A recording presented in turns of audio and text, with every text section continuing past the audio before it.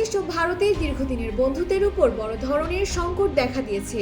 সংখ্যালঘু হত্যার বিচার দাবিতে ভারতের হিন্দু জাতীয়তাবাদের বিক্ষোভ, অন্যদিকে বাংলাদেশে ভারত বিরোধী মনোভাবের তীব্রতা, সব মিলে দ্বিপাক্ষিক সম্পর্কের ভবিষ্যৎ নিয়ে প্রশ্ন উঠছে। সম্প্রতি ময়মনসিংহে ধর্ম অবমাননার অভিযোগে ২৭ বছর বয়সী হিন্দু যুবক দীপুচন্দ্র দাসকে পিটিয়ে হত্যা করা হয়। এই ঘটনায় পুলিশ ১২ জনকে গ্রেফতার করলেও ভারতের হিন্দুত্ববাদী সংগঠনগুলো তীব্র বিক্ষোভ শুরু করেছে। অন্যদিকে ঢাকার ছাত্রনেতা শরীফ ওসমান হাদির হত্যাকাণ্ড বাংলাদেশের অভ্যন্তরীণ রাজনীতি ও ভারত বিরোধী মনোভাবকে আরো জাগ্রত করেছে। হাদির সমর্থকদের অভিযোগ, প্রধান সন্দেহভাজন ব্যক্তি আওয়ামী লীগের রাজনীতির সঙ্গে যুক্ত এবং বর্তমানে তিনি ভারতে অবস্থান করছেন।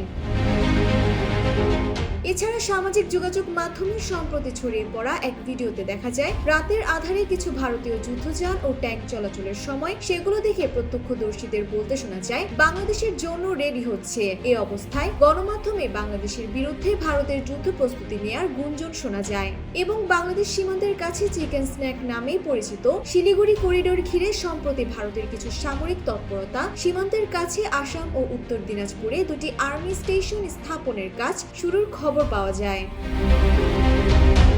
বর্তমানে ভারতীয়দের জন্য ভিসা সার্ভিস বন্ধ করেছে বাংলাদেশ। দুই দেশই একে অপরের হাই কমিশনারদের তলব করেছেন। বাংলাদেশে নিযুক্ত ভারতের সাবেক হাই কমিশনার রিবা গাঙ্গুলি দাস বিবিসির কাছে বলেন, আশা করি কোনো পক্ষে উত্তেজনা আর বাড়বে না। তবে বাংলাদেশের বর্তমান অস্থির পরিস্থিতি ভবিষ্যতে কোন দিকে মোড় নেবে তা নিয়ে তিনি সংশয়ে রয়েছেন।